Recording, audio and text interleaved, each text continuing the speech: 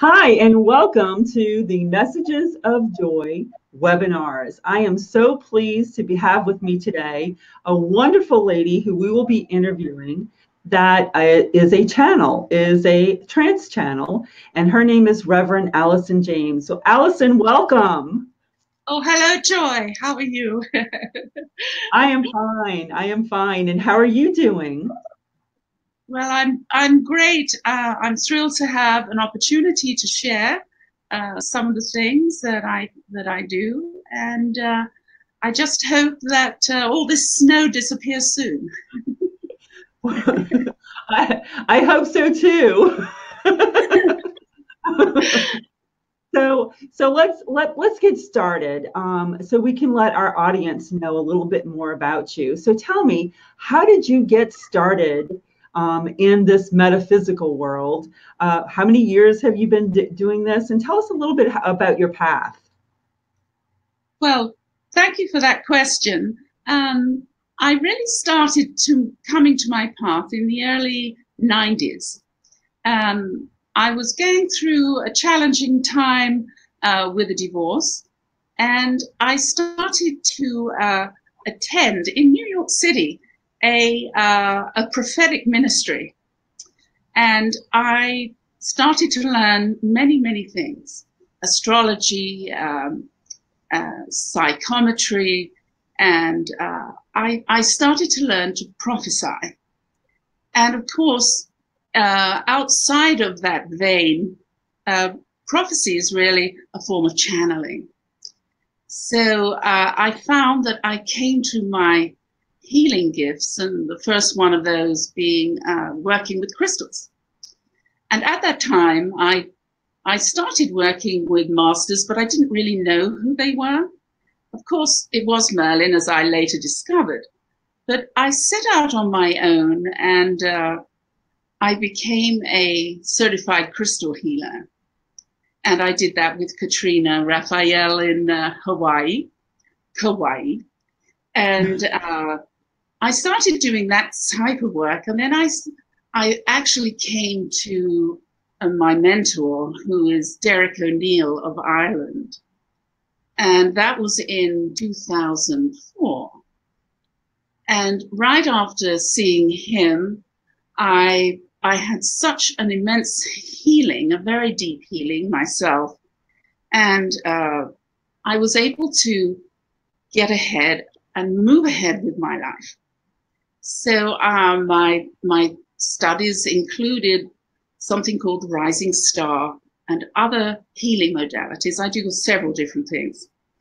But primarily what happened was that in 2006, I was at a channeling for myself through someone, and Merlin came through, and he announced who he was. And this was a complete turnaround, unexpected. And even though, as you can tell from my voice, that I'm British, I said, Merlin, who's Merlin? And he came in, and the rest is history, as they say, or history in the making.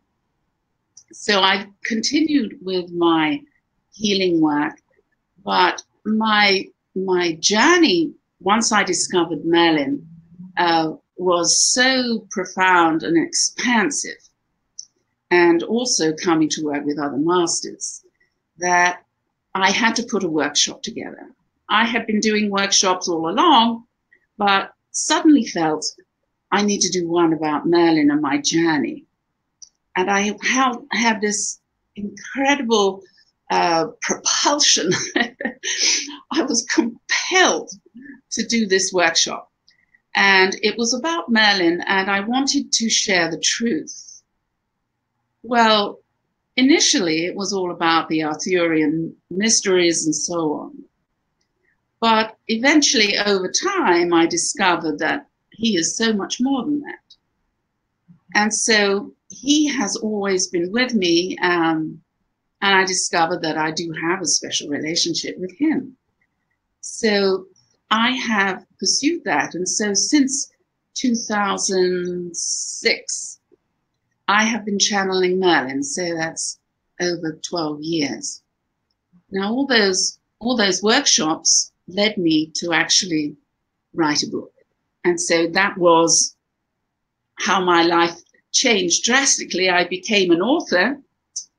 You see that? Merlin and Camelot. So in this book, I share many teachings. Derek O'Neill of Ireland, who has always been my mentor, he had become a devotee of Sri Sathya Sai Baba. And so I followed in that path. So my journey has really been to work with the Ascended Masters. So I usually, when I'm trying to describe myself in a sentence, I say that I go as Spirit directs me, because they have, the Ascended Masters and the enlightened beings, such a strong influence, powerful influence over what's going on.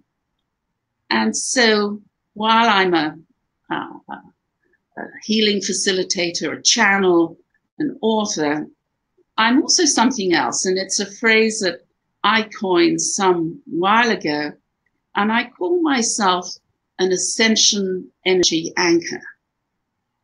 So working with Merlin and the Masters, I feel that I am really anchoring a light and a consciousness. So my role, I feel, going forward is to share my light and my consciousness in whatever way Spirit directs. So whether it's through a written work, or whether it's through healing, or just communication, just as we're talking right now. Sometimes you can just touch somebody or go by, and you just get that little glimpse of something.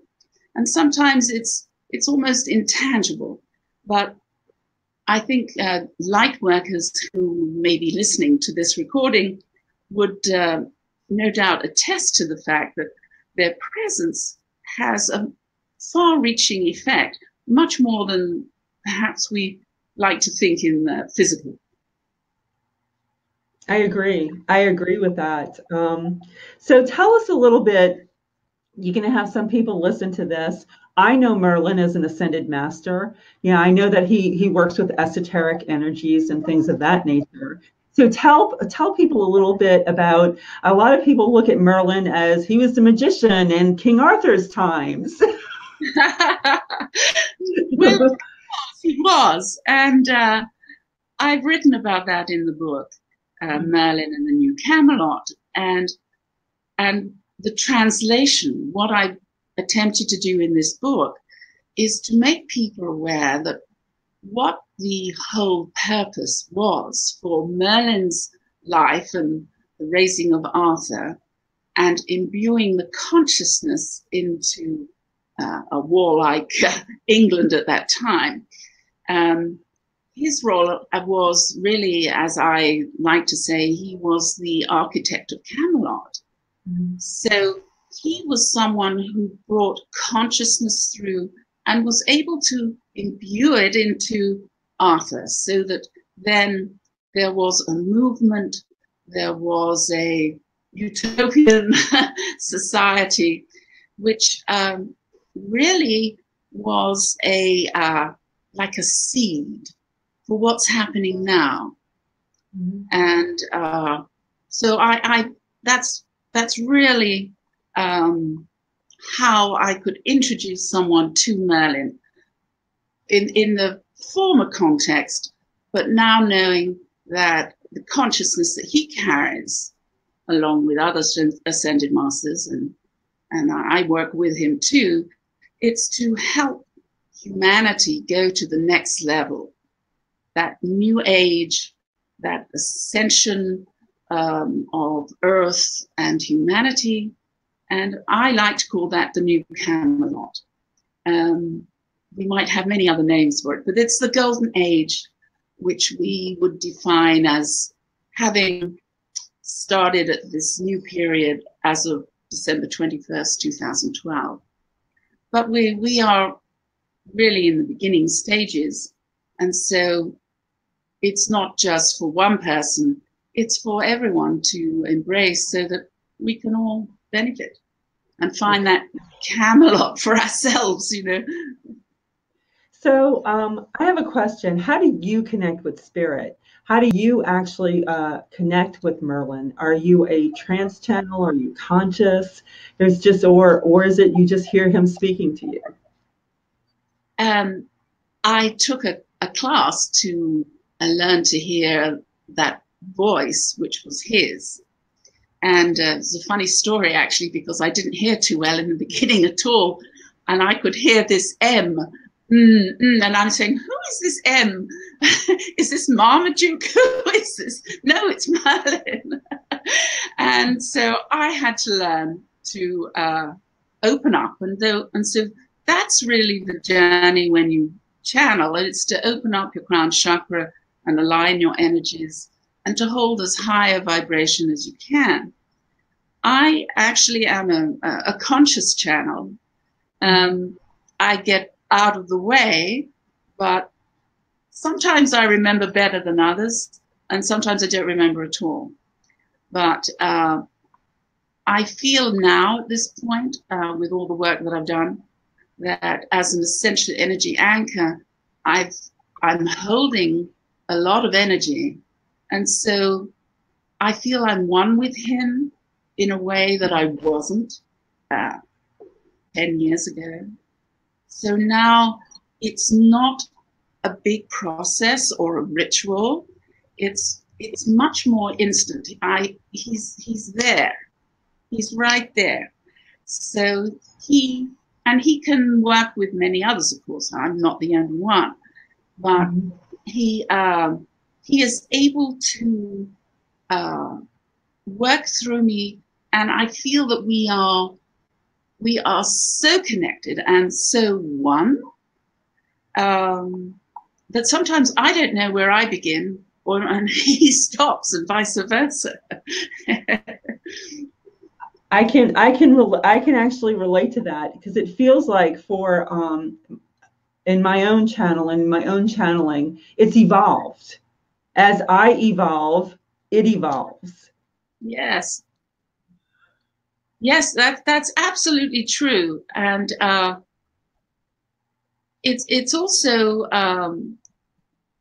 I think it's true to say that you can receive, or one can receive, a channel only as probably as extensive as the channel is. So if a channel has a broad consciousness, then what can come through is going to be broad and able to be offer more to the person, right, who's looking or seeking. So that's a very good way for someone to actually, who knows you or who may know me, for someone to find out, say, well, who did you channel for 10 years ago and who did you channel for now? And I still have some of those old recordings. So it's true, and the need has changed, the consciousness has changed, and we are all evolving with it. So we just have to keep being open and going with the flow. So what motivates you to do this work? What is it? Well, it's my life. It's what makes me tick. I've had so many other lives throughout time and no time. And I'm aware of some of them or pieces of them.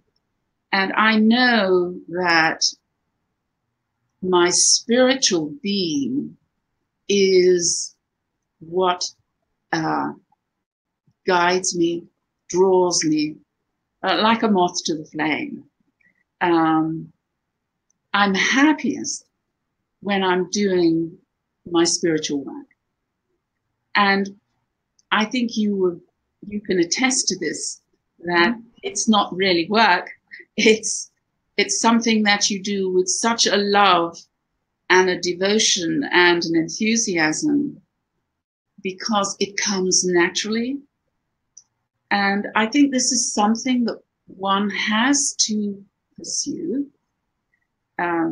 Yes, there are many talented folk out there doing this type of work, but it does require you to hone your talents and walk your talk. I mean, there's a lot going on in this world, and we have to hold, as an Ascension energy anchor, as I like to say, you have to hold the energy and the consciousness that you are giving to others. So your life needs to be an example. So what kind of sessions do you offer? I offer a number of different things. I offer Rising Star, which is a healing modality, which is Christ consciousness. And from this modality and this energy, all other healing modalities flow. It can be done in person or remotely. I do crystal work. I do the channelings. And sometimes I am able to offer people a kind of mentoring. If they're on their path and they need some guidance, well, should I do this? Or how can I synthesize this into my work? I like to help people in any way that I can, but I base it on my own experience. I do another healing modality. It's called ARCH. That's an acronym that stands for Ancient Rainbow Conscious Healing, and it's rainbow light. It works slightly differently, but all the energy healing systems that I utilize and that I facilitate, I find now that it becomes a synthesis very often. Yes, it can be something specific. It could be a crystal layout, or it could be Rising Star. But I find that I am able to offer whatever spirit needs to give that person. I have started neuro-linguistic programming as well. And so I'm able to help people reprogram themselves to align their energies and to enable themselves to hold a higher vibration. And sometimes it takes a little effort and a little work. It's not always 1, 2, 3 and it's all done. So it's up to the person who is seeking healing, whatever form it may take. And so I am available to do anything that spirit can work with. And that's pretty broad, but my journey has been broad, and just like the fire engine, you know, you've got a fire alarm going. That's what it is. Sometimes one can't always define everything, but I know that through my hands and through my words and my presence, I can assist certain people if they would desire. So let me ask you one question. How should a client prepare for a channeling session with you? Is there any preparation that they need to do? And like, what kind of information comes through? Yes, it's a great question.